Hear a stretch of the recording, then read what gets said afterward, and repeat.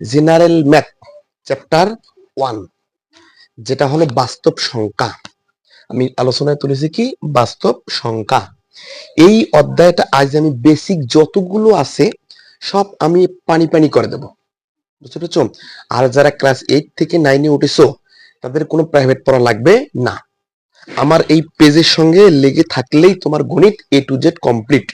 আমি প্রথম অধ্যায়ের ক্লাসে এসেছি। প্রথম অধ্যায়ে আমি 3 স্টেপে ভাগ করেছি। প্রথম স্টেপে আমি কি করব, আমি বেসিক গুলো দিয়ে দিয়ে বইয়ের যত গণিত আছে টাইপ ভিত্তিক করিয়ে দেব, বুঝতে পেরেছো? আর সেকেন্ড স্টেপে আমি কি করব, বইয়ের যত এমসিকিউ আছে সব টাইপ আকারে পানি পানি করে দেব। আর থার্ড স্টেপে আমি কি করব, সিকিউ গুলো সলিউশন করিয়ে দেব, বুঝতে পেরেছো? দেখো আজকে আমি তুলেছি বাস্তব সংখ্যার এই যে চার্টটা, আমি সুন্দর করে বুঝিয়ে দেবো, একটু মনোযোগ দিয়ে লক্ষ্য রাখো, বুঝতে পেরেছো? দেখো, আর ক্লাসটা যদি ভালো লাগে লাইক কমেন্ট শেয়ার করে আমার পাশে থাকবা, বুঝতে পেরেছো? দেখো কি আছে, প্রথমে তুলেছি কি বাস্তব সংখ্যা, ঠিক আছে না? এখন বাস্তব সংখ্যা কি এটা বোঝার আগে আমি আরেক কন্ডিশনে যাই। সংখ্যা কত প্রকার? সংখ্যা 2 প্রকার, ঠিক আছে না? একটা হলো কি জটিল সংখ্যা, একটা কি বাস্তব সংখ্যা। একটা জটিল, একটা বাস্তব। তাহলে এই বাস্তব সংখ্যা নিয়ে আমরা আলোচনা করব। জটিল সংখ্যা আমাদের এসএসসি লেভেলে নেই, বুঝতে পেরেছো? আর যদি আসে তাহলে ওটা যে হায়ার ম্যাথে, বুঝতে পেরেছো? দেখো তাহলে বাস্তব সংখ্যা 2 প্রকার, একটা কি মূলত, একটা অমূলত, ঠিক আছে না? একটা মূলত, একটা অমূলত। এখন আমি যদি বলি মূলতটা কি, ঠিক আছে না, তো এটা জানতে হবে মূলতটা কি। আমি শর্টকাটে বলবো, একটু খাতায় নোট করে নিবা, ঠিক আছে? দেখো তাহলে মূলতটা হলো যেটা সংখ্যা এই পি বাই কিউ আকারে প্রকাশ করা যায়, বুঝতে পেরেছো? আমার বেসিকটা মনোযোগ দিয়ে দেখবা, বুঝতে পেরেছো? তাহলে সবকিছু পানির মতো হবে। পি বাই কিউ আকারে প্রকাশ করা যায় তাকে কি বলে, মূলত বলে। কিন্তু এই কিউ এর মানটা যখন কি হয় না, 0 হয় না, তাহলে মূলত হবে। ক্লিয়ার? ওকে।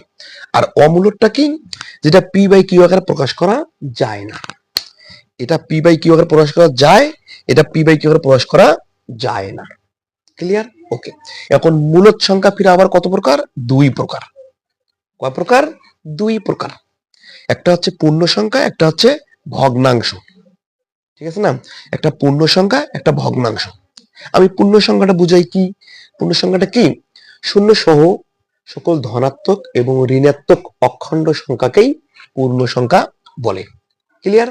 তাহলে দেখো এই শূন্য সহ হবে, ঠিক আছে না, 1 2 3 আরো আছে, তারপরে -1, -2 আরো আছে, ঠিক আছে না? দেখো এই শূন্য সহ ধনাত্মক এবং ঋণাত্মক অখণ্ড সংখ্যাকে পূর্ণ সংখ্যা বলে। একবারে ক্লিয়ার তো? আমার এই প্রত্যেকটা কথায় খাতায় নোট করে নিবা, বুঝতে পেরেছো? খাতায় নোট করে নিবা। আর এই মতো ভিডিও পেতে হলে আমার এই পেজের সঙ্গে লেগে থাকবা, বুঝতে পেরেছো? দেখো তাহলে এটা হলো পূর্ণ সংখ্যা। পূর্ণ সংখ্যা আবার 3 প্রকার হয়েছে, ঠিক আছে না? একটা হচ্ছে ধনাত্মক, একটা শূন্য, একটা ঋণাত্মক, বুঝতে পেরেছো? দেখো এই যে সামনের গুলোই হলো ধনাত্মক, ঠিক আছে না? ধনাত্মক সংখ্যা স্বাভাবিক সংখ্যাও বলে। একবারে ক্লিয়ার? ওকে। তারপরে এই যে শূন্য, এই যে শূন্য, এই যে আছে শূন্য, ঠিক আছে? তারপর ঋণাত্মক, শূন্য থেকে ছোট সংখ্যাগুলোকে ঋণাত্মক সংখ্যা বলে। একবারে ক্লিয়ার? ওকে। এবার দেখো, এবার আবারও বাইর হয়েছে কি, দেখো ভগ্নাংশ ফির আবার কত প্রকার? 2 প্রকার। একটা হচ্ছে কি সাধারণ ভগ্নাংশ, একটা কি দশমিক ভগ্নাংশ। একবারে ক্লিয়ার? একটা সাধারণ ভগ্নাংশ, একটা দশমিক ভগ্নাংশ। এখন দেখো এই ধনাত্মক সংখ্যা ফির আবারও 3 প্রকার। একটা হচ্ছে মৌলিক, একটা হচ্ছে কি 1, একটা কি যৌগিক, বুঝতে পেরেছো? আমি মৌলিকটা একটু কথাবার্তা বলি, বেসিক কথাবার্তা। মৌলিকটা কি, যে সংখ্যা 1 থেকে বড়, যাকে একবার ভাগ করা যায়, 1 এবং ওই সংখ্যা গুণনীয়ক ছাড়া আর কোনো গুণনীয়ক থাকবে না, সেটাই মৌলিক, বুঝতে পেরেছো? ওকে। এবার যৌগিকটা কি, যেগুলো জোড়, 2 4 6 8 ইত্যাদি, ঠিক আছে? তারপরে 1টা কি, 1 একটা কি সমমৌলিক সংখ্যা। ক্লিয়ার? ওকে। এবার দেখো, এবার কি বলতেছে, ভগ্নাংশ 2 প্রকার পড়লাম। এবার কি আছে, সাধারণ ভগ্নাংশ 3 প্রকার, ঠিক আছে না? একটা প্রকৃত ভগ্নাংশ, একটা অপ্রকৃত ভগ্নাংশ, একটা মিশ্র ভগ্নাংশ। দেখো প্রকৃত ভগ্নাংশ কি, আমি লিখলাম 1/2, এটা প্রকৃত। অপ্রকৃত কি 5/10, ঠিক আছে। আর মিশ্র কি 2.1/2, এটা হলো মিশ্র।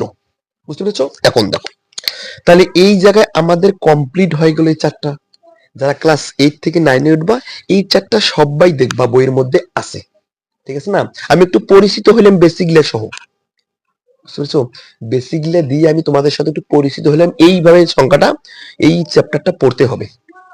এখন দেখো আরেকটা জিনিস আছে কি, এই অমূলকটা কি। এই অমূলক জানার আগে দশমিকটা একটু বলি, ঠিক আছে না? দেখো দশমিকটা হলো দুই প্রকার, একটা সসীম একটা অসীম। এখন তুমি যদি লেখো দশমিক সংখ্যা দিয়া 0.123 ডট ডট ডট চলতে আছে, এটা হলো কি অসীম, বুঝতে পেরেছো? এখন আর সসীমটা কি 0.12 আর লেখা যাবে না, এটা হলো কি অসীম, মানে সসীম, মানে নির্দিষ্ট। তাহলে এটা হলো অনির্দিষ্ট, এটা হলো নির্দিষ্ট, বুঝতে পেরেছো?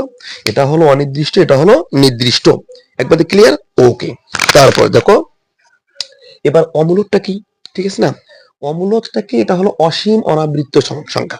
আমি যদি বলি এইটা এই 0.24264 9 ডট ডট ডট চলতে আছে, এটা চলতেই থাকবে, বুঝতে পেরেছো? তাহলে এখন দেখো, তুমি ক্লাস 8 থেকে যারা 9-এ নতুন বই হাতে পেয়েছো, অথচ এখনো কেউ পাও নাই, সামনে পাবা, বইটা খুলেই দেখবা এই অধ্যায়টা আছে, বাস্তব সংখ্যা প্রথম অধ্যায়টা আছে।